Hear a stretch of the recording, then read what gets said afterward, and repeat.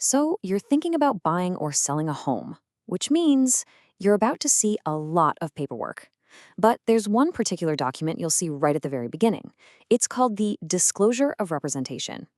It might seem like just another form, but understanding it is absolutely key. So, let's break down exactly what this thing is and, more importantly, why it really matters to you. It all really comes down to one simple question. When you're talking to a real estate agent, who are they actually working for? Are they on your team, the other side's team, or are they just sort of a neutral guide? Well, this document, its whole job is to make that answer crystal clear right from the get-go. Okay, first things first, this isn't optional. An agent is required to go over this disclosure with you before they provide any services. Think of it like this. It's a safeguard. It makes sure you know exactly what kind of relationship you have before you start sharing private stuff. Like your budget or your reasons for moving.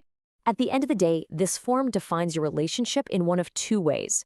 You're either a client or a non-client. And trust me, the difference between these two roles is, well, it's huge. It completely changes how your interests are looked after. Let's dig into what each of those means. So here you can see the two very different paths you can go down. If you're a client, your agent has serious legal duties to you, like loyalty and confidentiality. But if you're a non-client, those duties just aren't there. In fact, they might even be legally required to work for the other person in the deal. All right, so let's zoom in on what it means to be a client, because this is really the key part.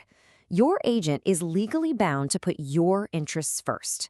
That means they have to be loyal to you, tell you everything they know that could affect your decision, steer clear of conflicts of interest, and, of course, keep your private information confidential. Basically, it's the highest level of protection and service you can possibly get. Okay, so we get the difference now between being a client and a non-client. But how does this actually look on paper? Let's take a look at the form itself. And here's the form. As you can see, it's pretty simple.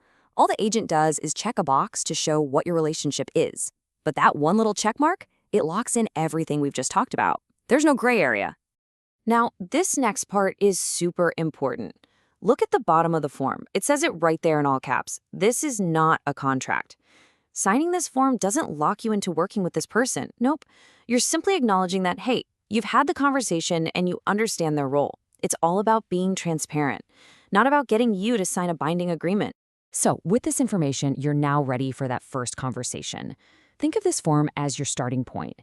It's what sets the stage for a clear, honest, and confident chat with any real estate professional you might meet. At the end of the day, that's all this disclosure is for, to make sure you start your real estate journey with total clarity. It's really there to empower you by making the rules of the relationship clear right from the very start. And when you're making one of the biggest financial decisions of your life, you absolutely want to know, without a doubt, who's in your corner.